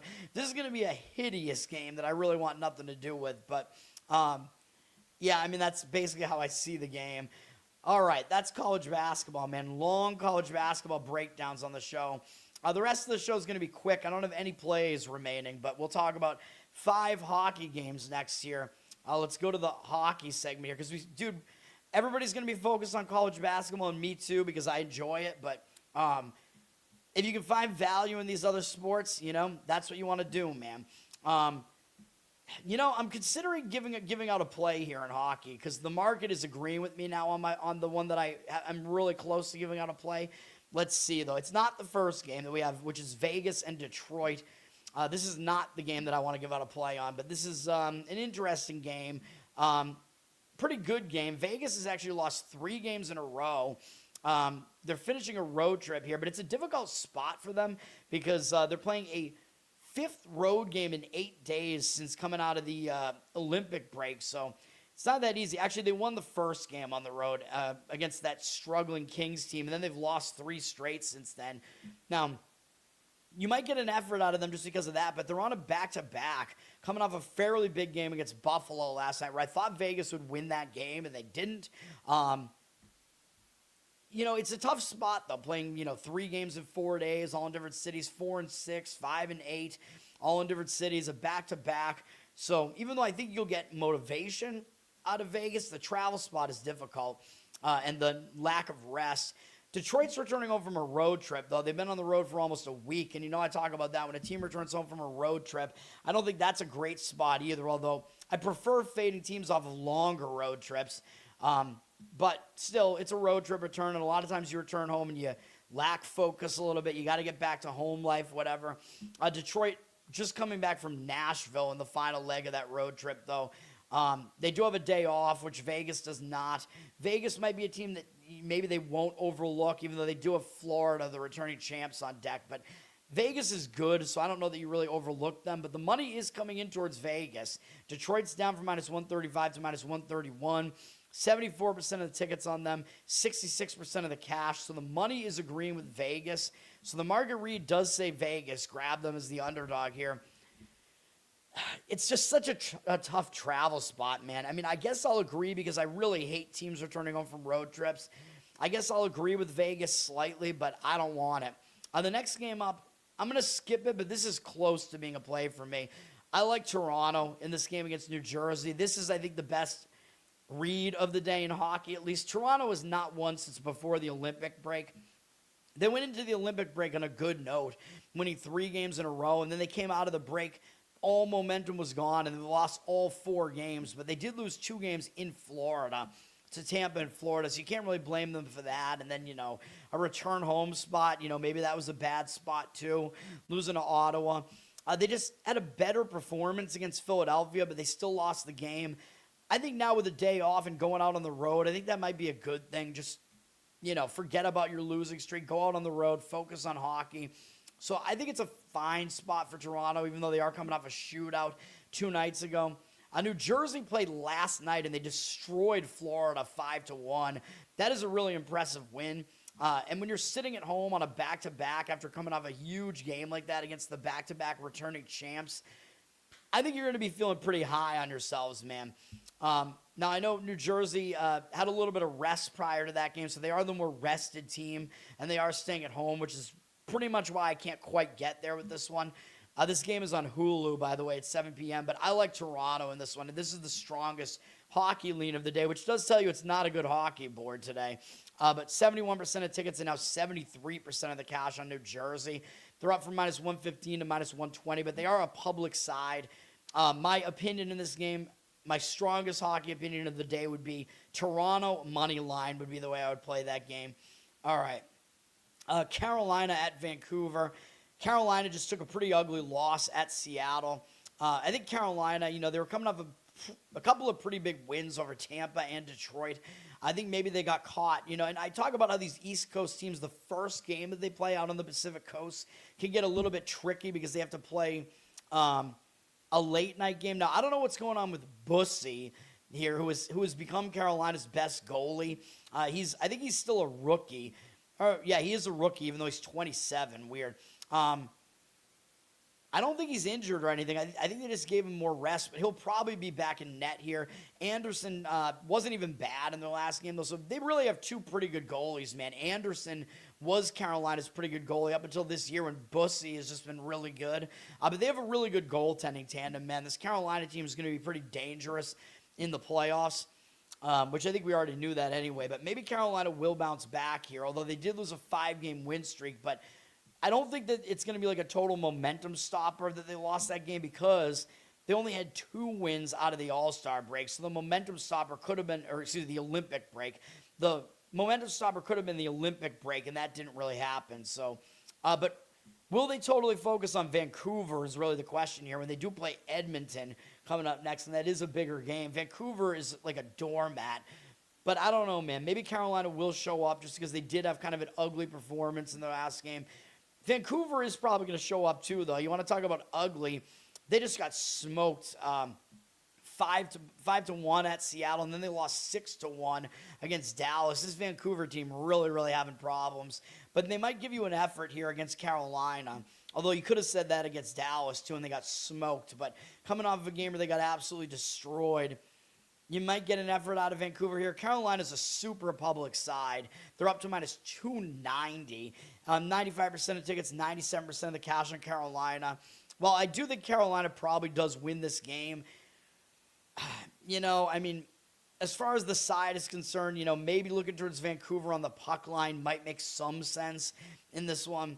I don't know. Carolina's just a very public road favorite, and that's not what I like to deal with. Islanders at Anaheim. Now, the Islanders are in a spot where they're an East Coast team going to the West Coast to start a road trip. And I know how I talk about a lot of times you want to get the road trip off on the right foot, and you will be focused to start a road trip. But East Coast teams going west for a 10 p.m. game, that is difficult on your biological clock. And it's worse because the Islanders, they just won a close game against Florida. That was a big game for the Islanders, man. It was with Rittich in net, though, too. So they will have Sorokin back in net here, probably. He is their better goalie. But Anaheim's really good at home, man. And because of the, traveling across time zones here, there is the potential letdown coming off that game over Florida. I probably have to lean Anaheim here. Anaheim is staying at home and got absolutely annihilated in their last game by Colorado. Now, that did end a win streak for them, but it was only 3 wins coming out of the Olympic break, so I'm not too concerned about that. Anaheim's staying at home, but it is a back-to-back. They played yesterday and lost badly to Colorado, so I don't think I can quite get there with this, but I do like Anaheim. I think this is the second best. Maybe you could argue this is actually the best hockey lean of the day. Anaheim is really good at home. 20 wins, 9 losses, and 1 overtime loss at home. They did lose their last home game, like I said, to Colorado. The Islanders are pretty good on the road, though, 18-11-3, but Anaheim is very, very good at home compared to what they are on the road. The money is coming in on Anaheim for what that's worth. Big, pretty strong market read on Anaheim here, and I do agree with it. Islanders, 64% of the tickets are on them, 73% of the cash on Anaheim. I agree with Anaheim, like I said. And then St. Louis and Seattle is the second of the Hulu doubleheader. I don't know why. This is a pretty bad game between 2 bad teams. Even though Seattle's record looks good, they're not that good. St. Louis is coming off a win over Minnesota. That was a huge win, going on the road and upsetting Minnesota. Big win for St. Louis there, man. By the way, I forgot to mention Binnington, St. Louis's goalie, was the Olympic goalie there. So I forgot to mention that he could have been in maybe a bit of a hangover spot because he played for Canada in the Olympics there, and his first game was bad against New Jersey, so I forgot to mention that. He might be in a bounce-back mode coming into this one, but I don't think he's that good of a goalie, though. And I don't like St. Louis coming off that huge win over Minnesota, man. That was a nice upset win. The problem is Seattle, like I showed you, they're coming off a big upset win as well against Carolina. That was a really nice win for them. And they might be switching to Grubauer in net here because usually DeCord plays 2 games, and he played their last 2 games, and he is their better goalie. So they may be switching to Grubauer here, and he's lost their last 2 games. So I can't get on board with Seattle here, man. Even though they are staying at home, I don't like it for either team. This is a stay away. Seattle is up from -145 to -151. So the odds makers are telling you they're better than St. Louis, although that's not really an impressive feat, being better than the Blues. 91% of the tickets, 97% of the cash on Seattle. They're definitely a public side. You know, I probably actually even lean towards St. Louis in this one because I think they actually might have the goaltending edge in this game. As crazy as that sounds, and I think maybe, I don't know, their upset win was pretty big, though, because it was on the road, so I don't know. But you can tell why I don't want to play that game. And, you know, the way I think about things, an over might make sense because you're going to have a second-string goalie for Seattle in the game. Both teams are in letdown spots, which might affect the defense a little bit. All right, and then we have 6 NBA games to talk about here, which I don't have anything in the NBA here either. ESPN has a doubleheader. Thunder at Knicks is the first game.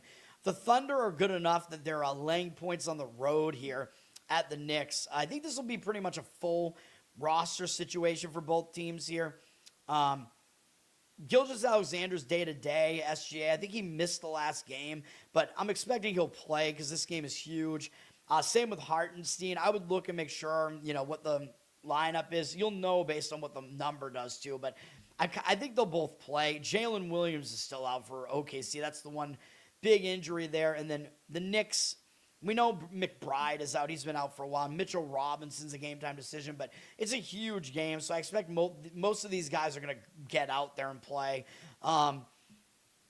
OKC coming off a win over Chicago yesterday, so the Knicks get a nice scheduling advantage here because OKC is playing a third game in 4 days and a fourth game in 6 days, all in different cities, and a back-to-back. So that's not easy to do, although at least they had kind of an easy game last night against Chicago. I think they actually probably rested SGA in this game.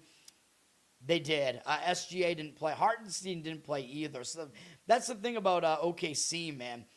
They have such a deep roster. They can just rest guys, still win these games against these bad teams, and then they have momentum and they have, you know, rested players here. So every back-to-back is not the same. You know what I mean?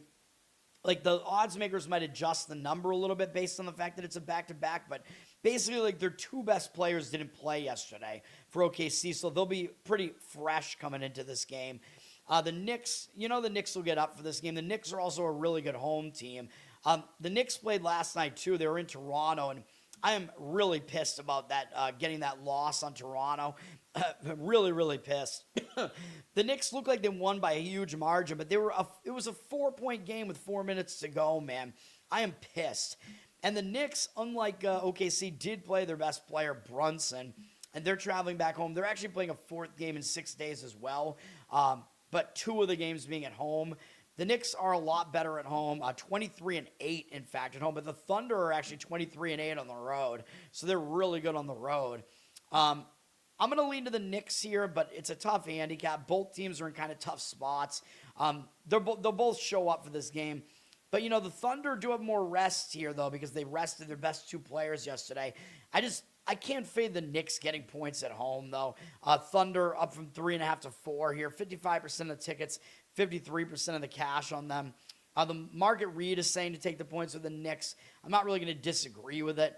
But it's not a game I want anything to do with. Charlotte at Boston. Hopefully I'm not getting sick here, man. Like, my whole family was sick, and I was there on Saturday. But I think if I'm not sick by now, I don't think I am. But Charlotte just beat Dallas. They've won 5 games in a row, but they pretty much beat up on all bad teams, so they're really having to step up in class to play Boston here. And they're on a back-to-back. They beat Dallas last night, and now they have to travel to Boston.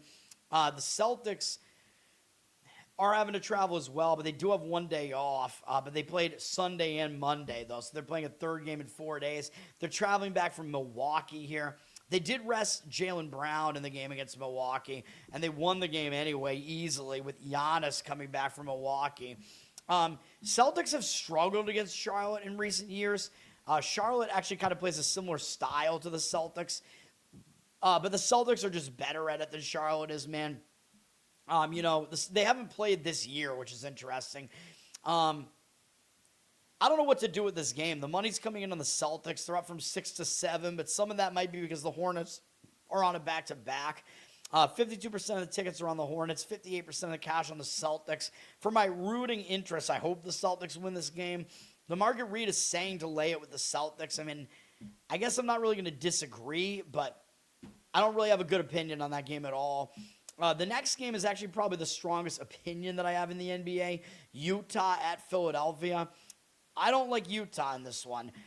Utah gave it their all in their last game. We got a win on that one on Monday on the show here. They covered against Denver. They almost won the game outright. Utah was winning that game in the final minutes of the game there. I think it was an overtime game. Oh, no, it wasn't. Wow, that's a high-scoring non-overtime game. I thought it was an overtime game. It wasn't. But anyway, Utah covered. You know I talk about this when a team plays a huge game against a good opponent as a big-time underdog, and they almost pull off the upset, which is what Utah did. A lot of times they fall flat in the next game, man. Now, they are starting a road trip, and sometimes you are focused when you start a road trip. They're playing a Philadelphia team that might make the playoffs. They'll probably at least be in the play-in games, if not the playoffs themselves. So maybe Utah would get up for that reason. But Philadelphia is coming off a disgusting loss to San Antonio. They lost by 40 points on their own floor. Although that was yesterday, they're on a back-to-back, and they have a thin roster, and that's kind of the issue I have with Philly here. They're still without both Embiid and George, so they have a pretty thin roster to be playing on a back-to-back here. But because they got absolutely annihilated by San Antonio, and they are staying at home here, I would lean towards the Sixers here, man. I would lay it. The Jazz, I mean, you want to talk about injuries. The Jazz are a super injured team themselves, though. The Sixers are still the better team here. They're down from 9 to 8.5, but 73% of tickets, 91% of the cash on the Sixers. I agree with the Sixers in that one. Yeah, I think it's a decent spot because you have one team coming off just an absolutely embarrassing loss. So they're in a bounce-back spot. And then you have Utah coming off a great performance where they almost pulled off a huge upset. So, plus the travel. Portland at Memphis. This game, Portland just lost by over 30 points to Atlanta, so they may be in bounce-back mode after that, man. They have a couple of days off to recollect themselves, so maybe they'll show up. On the other hand, though, they just beat Memphis twice back in early February, so there's a chance they don't take Memphis seriously, and they do have Houston on deck, which is a big game. But I think if you lose by 30-plus points to somebody, I think you are going to show up with effort in the next game. In Memphis, they put in a decent effort in their last 3 games, man. They're starting to play pretty well with this very injured roster that they have here. They just took Minnesota almost to the limit, man. Well, I think they made a comeback in the game, whatever. They only lost by 7 at Minnesota. That was a really nice performance from Memphis. I believe I gave out a lean on Memphis in the game, in that game there on the show here. Now, Memphis is returning home from a road trip. That makes it kind of a bad spot, although they were only away since Friday. But I talk about that when a team returns home from road trips. A lot of times they're not focused. They're coming up that huge game against Minnesota, so that's not great either. They're on a back-to-back traveling from Minnesota. That game was last night. They're playing a 4th game in 6 days, all in different cities, so all of that is bad. So I think I would lean to Portland here, but there were a couple of reasons why I didn't love Portland, which I just gave you, because it is kind of double revenge for the Grizzlies, so the Blazers might not totally pay attention here. And I think because of the rest edge the Blazers have, you have to lay a lot of points with them here, man. They're up to a 9.5-point favorite here now, which is starting to get into that territory where the number looks too high. 71% of the tickets, 82% of the cash on the Blazers. I mean, if you forced my hand, I guess I would still lean towards laying it there, but I can't do it at a number like that. So that's a stay away as well. Atlanta at Milwaukee is the second of the ESPN games. Boy, that's a downgrade from Thunder versus Knicks. Then after that game, you get Hawks Bucks. I mean, oh God. I mean, at least the Bucks have Giannis back, I guess. The Hawks are coming off that ridiculous win against Portland where they won by over 30 points. So maybe they'll be feeling a bit high on themselves here. They might pay a little bit more attention to Milwaukee now that Milwaukee does have Giannis back, but they do have a playoff team in Philadelphia on deck, but Philadelphia is super injured, so maybe they won't be looking ahead to Philadelphia. Milwaukee is staying at home, and they did just take an embarrassing loss to Boston. But remember, it was Giannis's first game back, so, and Boston's good, But a lot of times when your star player comes back, there's a chemistry issue, and a lot of times you aren't, you just don't have your full team chemistry back or whatever. A lot of times that second game after that, you'll have a much better performance. So I think Milwaukee will give you a much better game here. So Milwaukee looked really bad in their last game. The Hawks looked probably too good in a blowout win. So I would lean towards the Bucks here. They're up from pick 'em to 1.5 here. Unlike in college basketball, I think I would lay the points in NBA because I think going money line in the NBA, I think is a little bit less advantageous than it is in college basketball on these short favorites. 53% of the tickets, 54% of the cash on the Hawks, but I lean to the Bucks in that game. All right, and then we have the Pacers at the Clippers to finish this off. Indiana at the LA Clippers. Indiana's on a skid right now. They've lost a bunch of games in a row, 6 in a row, including losing to a really ugly Memphis team that isn't playing anybody. So now with a couple of days off, starting a road trip, maybe it's a good spot for Indiana to just get out of home, go on the road, focus on basketball, but they're having to play a late night game, although at least I don't think they're an Eastern time zone team, Indiana. I think they're Central. Maybe I'm wrong about that. But they are still having to go out and play a late night West Coast game, though, and having to adjust to that time zone difference, which isn't that easy. The Clippers did just win at Golden State, though. That was a nice win. And they have a big game on deck against San Antonio on ESPN. That's a big game. So I think I would lean to the Pacers in this game if I was going to do anything with it. The money is coming in on the Clippers for now, though. They're down to an 11.5 point favorite from 12.5, but 67% of tickets, 86% of the cash on them. I still think I would take all those points with the Pacers, though.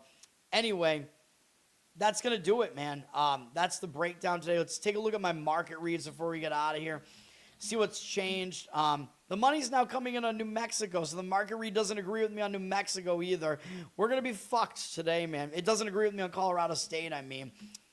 And it doesn't agree with me on Old Dominion, so isn't that just great? Those are the two plays today. Colorado State plus the points. They can get at least 9 on this now. And Old Dominion, I think you can get at least 2 on this now. It's situational, man. Those are the situations I like the best. Let's hope for the best. Let's get back on the winning side here, man. We have to win both games to have a winning night, though. Or if Colorado State wins outright and we hit on the money line, because I always recommend sprinkling the money line, about 10% of the bet, I would say. If that happens, then it doesn't matter what Old Dominion does. If the money line hits on Colorado State, then it would be a winning night, probably slightly. All right, Charles, what's up? All right, that's going to do it. Learn to Toad on Twitter. Subscribe to me there. Throw me some support. That helps me. Learn to Toad on Instagram. That helps me out as well. What else we got here? Well, like and subscribe to the show here, of course, as always. Give me the good reviews. I'll be back. At some point today, I'm going to be back and do another conference tournament breakdown because we have a lot more brackets that are set, and some of them that I haven't talked about yet start tomorrow. So I'm going to talk about the futures in those, do another of my conference tournament shows. So that'll be today at some point. I don't know. I'll figure out when I want to do it. I might want to do it before all the huge games start tonight. I'll do it during the Atlantic Sun tournament that's going on, although I kind of want to watch those games too. So I don't know. All right. Yeah, and then listen on audio as well. Review, give me good reviews over there. Apple, Spotify, that helps me out as well. Covered in Uke is my Uke channel on YouTube. You can check that out. Subscribe there. Subscribe to all my YouTubes, man. I'm thinking about doing maybe another YouTube channel, Toad's Takes, where I just give opinions on culture, pop culture. We'll see. I'm thinking about analyzing all the Oscar contending movies and breaking down how DEI infested they all are, man. So if people think that I'm going to do it with like a tiers list or something, if people think that's interesting, maybe I'll start that channel. I'll have too many YouTube channels, but maybe that's what I'll do. So maybe I'll do that. It's just thoughts spinning in my mind, man. Patreon.com/LearnToToad. You can give me some support there as well. And then LoserCast. We had an episode last night. You can check that out. We had Mad Dog from the Golden Shower Power Hour, who never shows his face. He was our guest last night. We had a fun time as usual. Go check that out. That's going to do it, man. And yeah, I'll be back for the conference tournament part 2 at some point. I'm probably going to wind up doing, I guess, 4 of those. I don't know, because the last one that I do is going to be all the big conferences, I think. So I don't know. We'll see. We'll see how it breaks down, but we'll see, because at least one of the ones I haven't talked about starts tomorrow. So that's going to do it for now. Peace out, everybody.